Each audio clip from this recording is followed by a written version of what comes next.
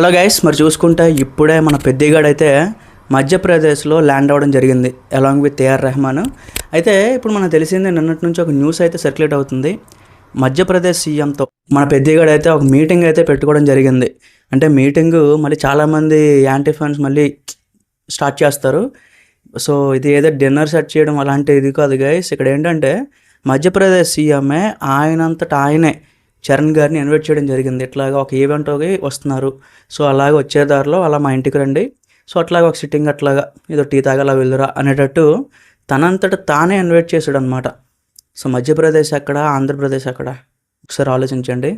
Pan India లెవెల్లో ఈ type of ఈ రేంజ్ అనేది మెయింటైన్ చేయడం, ఈ రేంజ్ అనేది ఉండడం అనేది అంత ఈజీ కాదు. సో చరణ్ గారు బయట ఎంత హంబుల్గా ఎంత దీనిగా కనిపిస్తారు, బట్ ఆయన బ్యాక్గ్రౌండ్ ఏంటి, ఆయన తాలూకా అసలు రేంజ్ ఏంటి, సో మనకి ఇక్కడే అర్థమవుతుంది.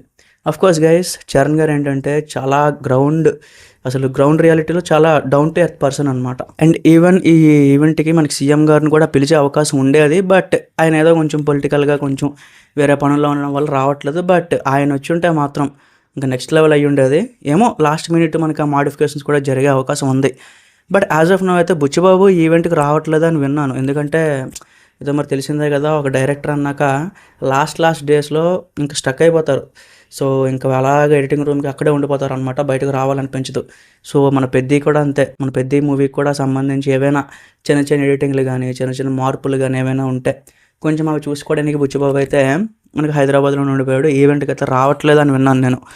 సో అది గైస్, మధ్యప్రదేశ్ సీఎంతో పెద్దిగాడు అది ఎవరు అంత ఈజీగా ఇన్వైట్ చేయరు. ఇప్పుడు చాలామంది, ఫర్ ఎగ్జాంపుల్ మొన్న పుష్ప ఈవెంట్ అయింది, బీహార్ వెళ్ళి చేశారు.